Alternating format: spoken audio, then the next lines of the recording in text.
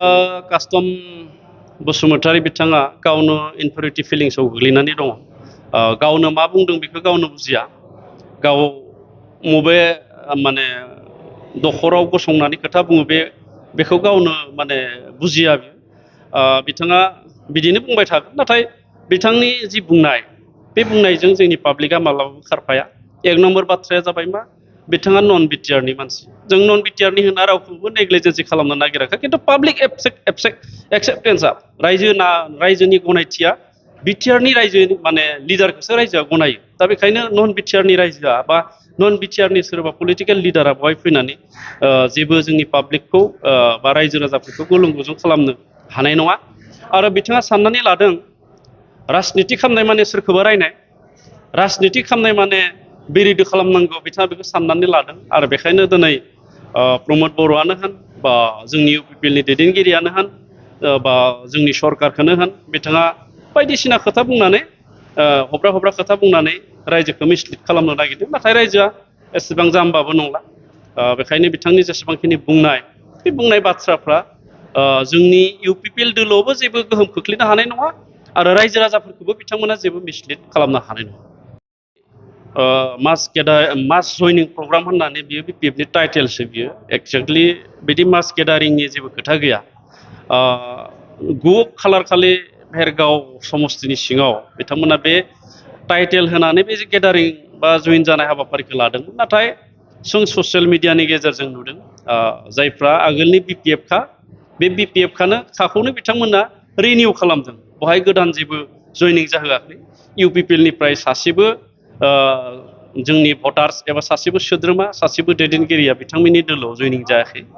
आरो लाजिनांथाव बाथ्राया बेसो जे भेरगाव समस्ति एबा भेरगाव ब्लक होननानै बिथांमोना हाबाफारिखौ खुंदोंमोनब्लाबो बिथांमोना कालिंगुवार टंला एरियानिफ्राय मानसि लाबोदों, खैराबारिनिफ्राय मानसि लाबोदों, ननाय सेरफांनिफ्राय मानसि लाबोदों, आरो सुक्लाय सेरफांनिफ्रायबो मानसि लाबोना बिथांमोना गेदारिंखौ देखायदोंमोन।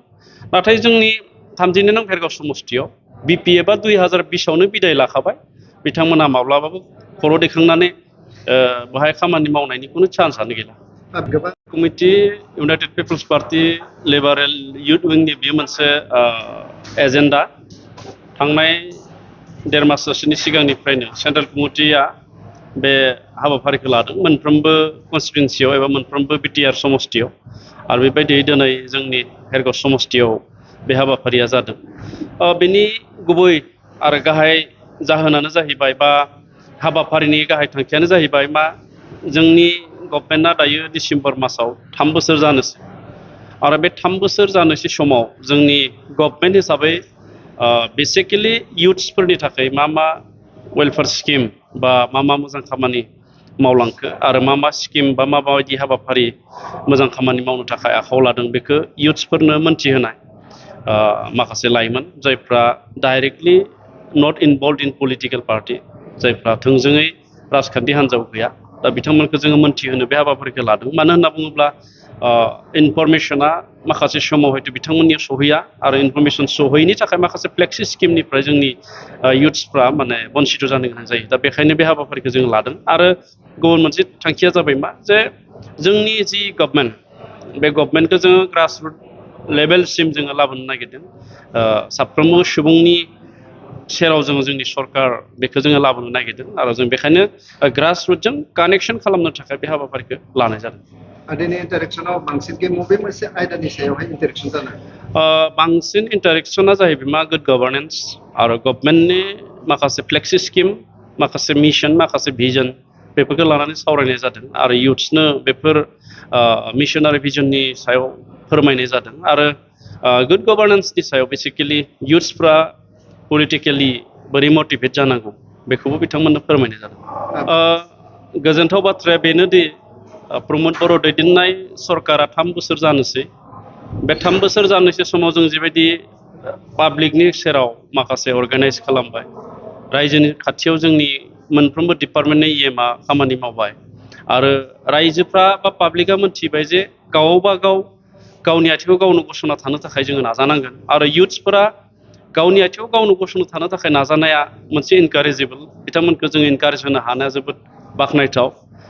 दिनैसिम बिटिआर सरकाराव बा बिटिआर सरकारखौ जेबो साख्रि होआखै होननानै माखासे मानसिफ्रा बुंगासिनो दङ नाथाय अलरेडि जोङो 1999 मायथाइनि माखासे टिचारखौ नेट बेसिस एबा बिथांमोननि हिउमेनिटी ग्राउन्डखौ नायनानै जोङो बिथांमोनखौ एपइन्टमेन्ट होलांबाय बेनि उनाव आगोलनि सरकारा जायफोरखौ 6 मान्थ टेटनि गेजेरजों माने कन्ट्रेक्चुयेल बेसिसाव होना गालांदोंमोन बिथांमोनखौबो अलरेडि रेगुलार खालामनाय जाबाय भेटेनारि डिपार्टमेन्टआबो अलरेडि माखासे एपइन्टमेन्टखौ होबाय आरो जोंनि स्पर्ट्स डिपार्टमेन्टआ माखासे पेन्डिं जानाय इस्यु माखासे साख्रिया जोंहा माखासे जाहोनाव पेन्डिं जादोंमोन बेखौ जोङो नैबे 8 नभेम्बराव जों इन्टारभिउखौ खुंनो थाखाय थिग खालामबाय आरो सेन्ट्रेल सिलेक्सन बर्डनि बाथ्राखौ गोबां मानसिफ्रानो बुंदों जोङो इसिआव सावरायबाय सेन्ट्रेल सिलेक्सन बर्डनि थाखाय जोङो इतिमध्य जोंनि इसिआ एप्रुभ खालामबाय थाबैनो बे सेन्ट्रेल सिलेक्सन बर्डआ दाजासिगोन आरो सेन्ट्रेल सिलेक्सननि बर्डनि गेजेरजों जेसेबांखिनि डिपार्टमेन्टआव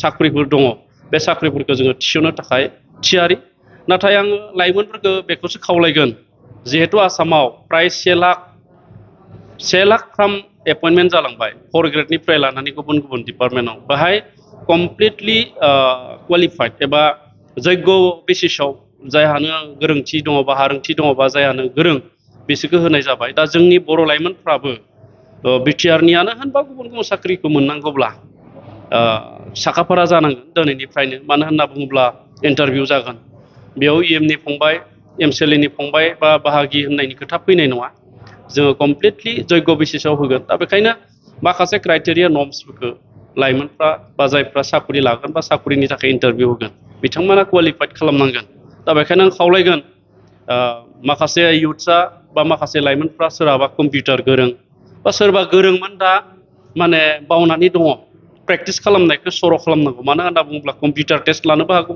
बे कम्पिउटार टेस्ट लायोबाथ' बेहाय माखासे नर्म्स थागोन दा बेखायनो बेफोरखौ पास खालामथारनांगोन नङाब्ला साख्रिखौ ओरैनो लिरना होनानै मोननाय नङा दा बेखायनो बेफोरनि थाखाय लाइमोनफ्रा जाहाथे थियारि जायो साख्रिखौ जों जायखिजाया होगोन खिन्थु साख्रिखौ लानो थाखाय साफ्रोमबो लाइमोनफ्रा जाहाथे साखाफारा जायो बेखौ खावलायहरो